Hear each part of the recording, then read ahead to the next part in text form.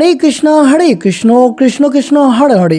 তো ভক্তবৃন্দগণ, আজকের ভিডিওটি রয়েছে সকল কৃষ্ণ ভক্তরা 11 জুন বৃহস্পতিবার এই পরমা একাদশীর ব্রতটি পালন করেছিলেন এবং ঠিক পরের দিন অর্থাৎ দ্বাদশীতে সঠিক সময় সঠিকভাবে পুজোবিধি এবং সঠিকভাবে এই পরমা একাদশীর ব্রতের পালন করতে হবে। যদি আপনারা ব্রতের পালন না করেন তাহলে ব্রতের কোনো পূর্ণ ফলাফল পাওয়া যায় না। সনাতন ধর্মের এমন একটি একাদশী আছে যা প্রতি বছর আসে না, 3 বছরে মাত্র একবার আসা এই একটি ব্রত পালন করলে পুষ্কর তীর্থে স্নান বা হাজার হাজার গোদানের সমান পুণ্য লাভ করা যায়।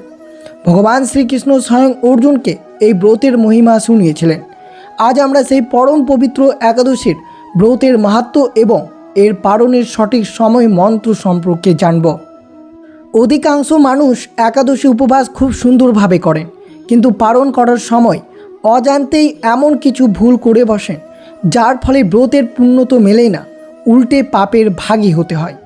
বিশেষ করে মল মাসের এই পরমা একাদশীর পালনের আহার সময় নিয়মটা জানাটা অত্যন্ত জরুরি। সূর্যোদয়ের পর ঠিক কয়টার সময় পালন শুভ মুহূর্ত শুরু হচ্ছে, পালনের প্রথমে গ্রাসে কি মুখে দিয়ে উপবাস ভঙ্গ করতে হয়, আর হাতে জল নিয়ে কোন মন্ত্রটি জপ করা বাধ্যতামূলক, এই সব কিছু নিখুঁতভাবে জেনে আপনার ব্রতকে সম্পূর্ণ করতে আজকের এই বিশেষ ভিডিওটি মন দিয়ে শ্রবণ করবেন। যে সকল ভক্তরা 11 জুন বৃহস্পতিবার এই পরমা একাদশী ব্রতটি পালন করেছেন তারা ঠিক পরের দিন অর্থাৎ 12 জুন শুক্রবার এই শুভ সময়ে ব্রতের পালন করতে হবে। তো অবশ্যই আপনাদের সাথে সব কিছু বিস্তারিতভাবে আলোচনা করা হবে, তাই ভিডিওটি অবশ্যই শুরু থেকে শেষ পর্যন্ত ভক্তি সহকারে শ্রবণ করুন। আর চ্যানেলে নতুন হয়ে থাকলে দয়া করে চ্যানেলটিকে সাবস্ক্রাইব করবেন, লাইক করবেন, কমেন্টে ভক্তি ভালোবাসা শ্রদ্ধা দিয়ে জয় শ্রীকৃষ্ণের জয় লিখে দিতে ভুলবেন না। এই শুভ দিনটিতে অবশ্যই ভিডিওটি আপনারা শুরু থেকে শেষ পর্যন্ত ভক্তি সহকারে শ্রবণ করুন। পরমা একাদশীর ও পালনের তাৎপর্য। পালন শব্দের অর্থ হলো উপবাস ভঙ্গ করা বা ব্রতের সমাপ্তি। যে সকল ভক্ত 11 জুন বৃহস্পতিবার এই পরমা একাদশী ব্রত পালন করেছিলেন তাদের একান্তই দরকার ঠিক পরের দিন অর্থাৎ দ্বাদশী তিথিতে এই ব্রতের পালন করা। পুরুষোত্তম মাস বা অধিক মাসে যে দুটো একাদশী আসে তার মধ্যে কৃষ্ণপক্ষের একাদশীকে বলা হয় পরমা একাদশী। এই ব্রত পালন করলে চরম দারিদ্র্য দূর হয় এবং পরম গতি লাভ হয়। আমরা উপবাস থেকে ভগবান শ্রীহরির আরাধনা করি, কিন্তু পরের দিন অর্থাৎ আজ 12 জুন শুক্রবার অর্থাৎ দ্বাদশীতে উপবাস ভঙ্গের একটি নির্দিষ্ট নিয়ম আছে। একাদশীর দিন আমাদের শরীর ও মন ভগবানের কাছে সমর্পণ করা হয়েছিল। দ্বাদশীতে সেই শুদ্ধ দেহ ভগবানের প্রসাদে গ্রহণের মাধ্যমে আমরা পুনরায় দৈনন্দিন জীবনে ফিরে আসি। পালন হলো ভগবানের প্রতি কৃতজ্ঞতা জ্ঞাপনের একটি মাধ্যম। এটি শুধু খাবার খাওয়া নয়, এটি একটি মহাযজ্ঞের পূর্ণাহিত। অনেক ভক্ত প্রশ্ন করেছেন পরমা একাদশী ব্রত পালন করে আপনারা যদি ব্রতের সঠিক নিয়মভাবে ব্রতের পালন না করেন তাহলে ব্রতের কোনো পূর্ণ ফলাফল পাওয়া যায় না, অর্থাৎ অতুলনীয় পুণ্য থেকে বঞ্চনা পাবেন। দুঃখ দরিদ্রতা লেগেই থাকবে আপনার পরিবারে। যদি আপনারা সঠিক নিয়ম বা সঠিকভাবে পালন না করেন তাহলে পাপের ভাগী হতে হবে আপনাকে। মনে করা হয় অধিক মাস বা মল মাস ভগবান শ্রীহরির অত্যন্ত প্রিয়। এই মাসের একাদশী পালন করে পরের দিন ঠিকভাবে পালন না করেন তাহলে ভগবান পুরুষোত্তম বিশেষ কৃপা আশীর্বাদ লাভ থেকে নিজেকে বঞ্চিত করা হবে। তাই সঠিক নিয়ম এবং সঠিক আচার মেনে এই ব্রতের পালন করা সকল ভক্তদেরকে উচিত।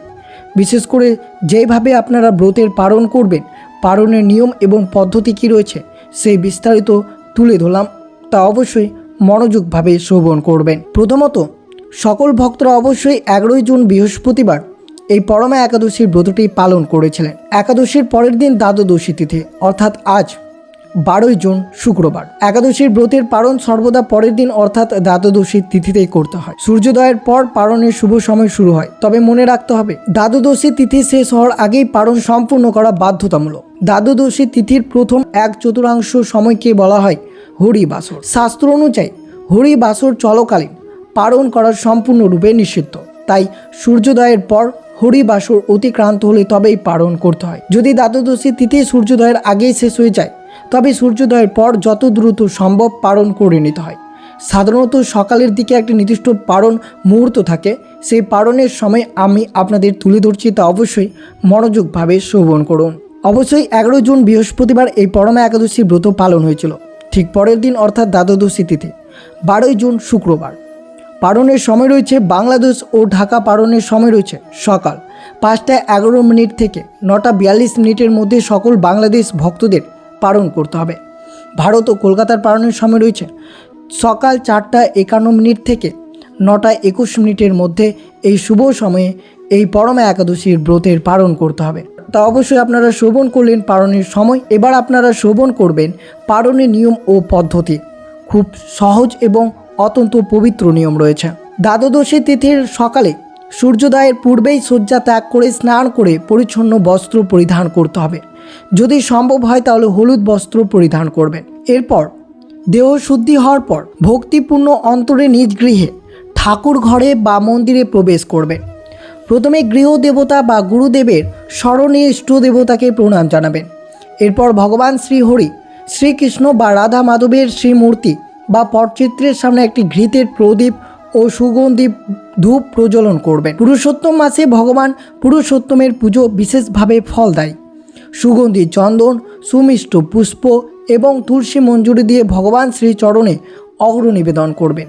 এই সময় ওম নমো ভগবতে বাসুদেবায় বা মহামন্ত্র জপ করতে করতে ভগবানের দিব্য রূপে ধ্যান করবেন। মনে রাখবেন, ভগবান কেবল বস্তুর নৈবেদ্য গ্রহণ করেন না, তিনি ভক্তের হৃদয়ে নিষ্কাম ভক্তি ও প্রেমকে আচ্ছাদন করেন। এরপর রয়েছে পুজোর পর্বের পর আসে ভগবানকে অন্নভোগ বা নৈবেদ্য নিবেদনের পালা। পারণের দিন অর্থাৎ আজ 12ই জুন শুক্রবার। এই পারণের দিন ভগবানের উদ্দেশ্যে যে ভোগ রান্না করা হবে তা হতে হবে সম্পূর্ণ সাত্ত্বিক এবং পরম পবিত্র।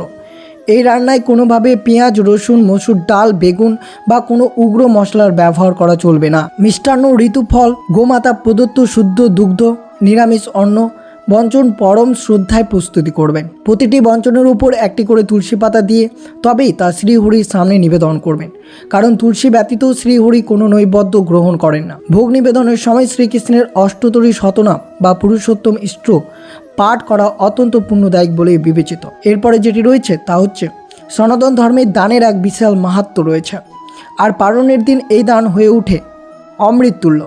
ভগবানকে ভোগ নিবেদনের পর সেই প্রসাদ নিজে গ্রহণ করার পূর্বে কোনো শুদ্ধ ব্রাহ্মণ বা বৈষ্ণব বা ক্ষুধার্ত দরিদ্র নারায়ণকে অন্নদান করার শাস্ত্র বিধান রয়েছে। সেই ক্ষেত্রে সিধা দান বা কাঁচা দান করবেন, অর্থাৎ একটি পাত্রে কিছু কাঁচা চাল, ডাল, সবজির সাধ্যমতো কিছু দক্ষিণা একত্রে সাজিয়ে তা কোনো ব্রাহ্মণ বা মন্দিরের উদ্দেশ্যে সংকল্প করে সরিয়ে রাখবেন।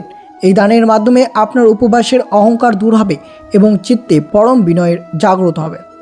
এরপরে পালন করার নির্দিষ্ট শাস্ত্রে বলেছে দ্বাদশী তিথির 1/4 সময়কে হরিবাসর বলে এবং আপনাদের সাথে সেই পালনের সময় তুলে ধরা হয়েছে। সেই পালনের সময় আপনাদেরকে পালন করতে হবে। কিভাবে পালন করবেন? আপনি উত্তরমুখী বা পূর্বমুখী হয়ে পবিত্র আসনে উপবেশন করবেন।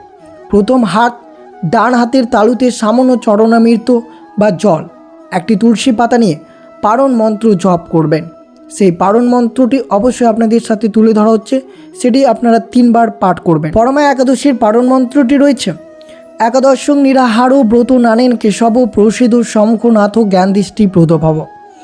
একাদশং নিরাহারো ব্রত নানেন কেশব প্রসিদ্ধ সমুখনাথ জ্ঞান দৃষ্টি প্রদভব। একাদশং নিরাহারো ব্রত নানেন কেশব প্রসিদ্ধ সমুখনাথ জ্ঞান দৃষ্টি প্রদভব। অর্থাৎ, হে কেশব, আজ আমি এই পরমা একাদশীতে আমি নিরাহার থেকে যে ব্রত পালন করলাম, এই নাথ তার ফল আপনি প্রসন্ন হন এবং আমাকে জ্ঞান দৃষ্টি প্রদান করুন। মন্ত্রটির পাঠ শেষে ভগবানের কাছে ক্ষমা প্রার্থনা করে সেই তুলসী মঞ্জরি ও জল ভক্তি ভরে পান করবেন। এর মাধ্যমে আপনার ব্রত আনুষ্ঠানিকভাবে সম্পূর্ণ হবে। এরপর শান্ত ও মৌন হয়ে ভগবানের নাম স্মরণ করতে করতে সেই সাত্ত্বিক প্রসাদ বা অন্ন গ্রহণ করবে। প্রসাদ গ্রহণের সময় আহারের স্বাদ বা গুণাগুণ বিচার করবেন না, একে শ্রীহরির অসীম কৃপা ভেবে আচ্ছাদন করবেন। এইভাবে শুদ্ধ চিত্তে শাস্ত্র বিধানে পরমা একাদশীর পালন সম্পূর্ণ করলে জন্ম জন্মান্তরের সঞ্চিত পাপ, চরম দরিদ্র দূর হয় এবং অন্তরে পরম ভক্তি ও প্রশান্তির উদয় হয়। জয় শ্রী হরি। তো অবশ্যই আপনারা শ্রবণ করলেন এই পরমা একাদশীর পালন কিভাবে করতে হয়। পরমা একাদশীর পালনের পর ভগবানের আরাধনায় শান্ত পরিবেশে ব্রতকথা পাঠ বা শ্রবণ করা অত্যন্ত শুভ হতে পারে। তাই এই পালনের দিন অবশ্যই একটি সুন্দরভাবে এবং শান্ত পরিবেশ বসে আপনারা শ্রবণ করুন পরমা একাদশীর ব্রত কথাটি। হে ভক্ত মণ্ডলী, একাদশীর ব্রতের পূর্ণ ফল লাভের জন্য পালনের পূর্বে ব্রত কথা শ্রবণ করা অত্যন্ত অবশ্যই প্রয়োজন। স্বয়ং ভগবান শ্রীকৃষ্ণ পাণ্ডব শ্রেষ্ঠ অর্জুনকে এই পুণ্যময়ী ব্রত কথা শুনিয়েছিলেন। আজ আমরা আজও সমাহিত চিত্তে পরমা একাদশী সেই পবিত্র ব্রত কথা শ্রবণ করি। প্রাচীনকালে কাম্পিল্য নগরের সুমেধা নামে এক অত্যন্ত ধর্মপ্রাণ অথচ দরিদ্র ব্রাহ্মণ বাস করতেন। তার স্ত্রীর নাম ছিল পবিত্রা। পবিত্রা দেবী ছিলেন অত্যন্ত সতী, পতিব্রতা এবং ধর্মপরায়ণ। সুমেধা ও পবিত্রার গৃহে চরম দারিদ্র্য নিত্য সঙ্গী ছিল। অনেকদিন এমনও যেত যে তাদের এক মুঠো অন্ন জুটে উঠত না, অনাহারেই দিন কাটাতে হতো। তবুও তাদের মনে শ্রীহরির প্রতি ভক্তির কোনো অভাব ছিল না। একদিন এই নিদারুণ কষ্টে জর্জরিত হয়ে ব্রাহ্মণ সুমেধা তার স্ত্রীকে বললেন, হে প্রিয়ে, আমি এই দারিদ্র্য আর সহ্য করতে পারছি না। তুমি অনুমতি দাও, আমি অর্থ উপার্জনের সন্ধানের দূর বিদেশে গমন করি। পবিত্রা দেবী অত্যন্ত বিনয়ের সাথে স্বামীকে বললেন, হে স্বামী, পূর্বজন্মে দান ধ্যান না করলেই জন্মে ধন সম্পদ লাভ করা যায় না। তাই আপনি বিদেশে গেলেও পূর্বজন্মের কর্মফল খণ্ডন হবে না। আমাদের এই অবস্থাতেই ভগবানকে ডাকতে হবে, তিনি নিশ্চয়ই কোনো পথ দেখাবেন।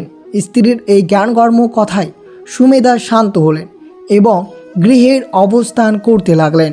এর কিছুদিন পর একদিন মহিষী কুণ্ডনী দেব্যক্রমে তাদের কুটিরে এসে উপস্থিত হলেন। সুমেধা ও পবিত্রা অত্যন্ত আনন্দে ও শ্রদ্ধায় মহিষীকে স্বাগত জানালেন। ঘরে যা সামান্য আহার্য ছিল তা দিয়ে তারা পরম ভক্তি ভরে ঋষির সেবা করলেন। তাদের এই অকৃত্রিম সেবায় মহিষী অত্যন্ত প্রসন্ন হলেন। তখন পবিত্রা দেবী মহিষীর চরণে প্রণাম করে অশ্রুসিক্ত নয়নে বললেন, হে মণিবর, আমাদের এই চরম দারিদ্র্য দূর করার কোনো উপায় কি নেই?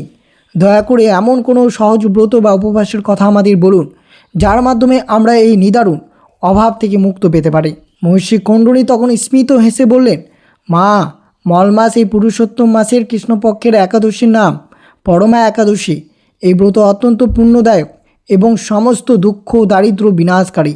এই একাদশীর দিন সম্পূর্ণ উপবাস থেকে ভগবান পুরুষোত্তমের আরাধনা করবে এবং পরের দিন দ্বাদশীতে শুদ্ধ চিত্তে পালন করবেন। স্বয়ং কুবের এই ব্রত পালন করে ধনাধিপতি হয়েছিল। রাজা হরিশ্চন্দ্র এই ব্রতের পুণ্যের তার হারানো রাজ্য, স্ত্রী পুত্র ফিরে পেয়েছিল। তোমরাও ভক্তিপুরে এই ব্রত পালন করো। এই বলে মহিষী কুণ্ডনী সেখান থেকে প্রস্থান করলেন। এরপর যখন পুরুষোত্তম মাস উপস্থিত হলো, তখন সুমেধা ও পবিত্রা অত্যন্ত নিষ্ঠার সাথে মহিষীর নির্দেশিত পথে পরমা একাদশীর ব্রত পালন করলেন। দ্বাদশীর সকালে যথাযথভাবে নিয়ম মেনে পালন সম্পন্ন করলেন।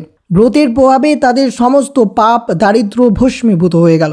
ভগবানের কৃপায় এক রাজপুত্র অশ্বে চড়ে তাদের কুটিরে এলেন এবং তাদের বাস করার জন্য এক সুন্দর গৃহ এবং প্রচুর ধনরত্ন দান করলেন। এইভাবে পরমা একাদশীর ব্রতের ফলে সুমেধা ও পবিত্রা দেবীর জীবনের সমস্ত অভাব দূর হয়ে গেল। তারা দীর্ঘকাল পরম সুখে জীবনযাপন করে অন্তিমকালে ভগবান শ্রীহরির পরম ধাম বৈকুণ্ঠ লোকে প্রাপ্ত হলেন। হে সুধী ভক্তগণ, পরমা একাদশীর যে এই ব্রতকথা ভক্তি ভরে পাঠ করেন বা শ্রবণ করেন, ভগবান শ্রীহরি তার সংসারের সমস্ত অভাব দুঃখ দূর করে দেন এবং অন্তরে পরম ভক্তি এনে দেয়।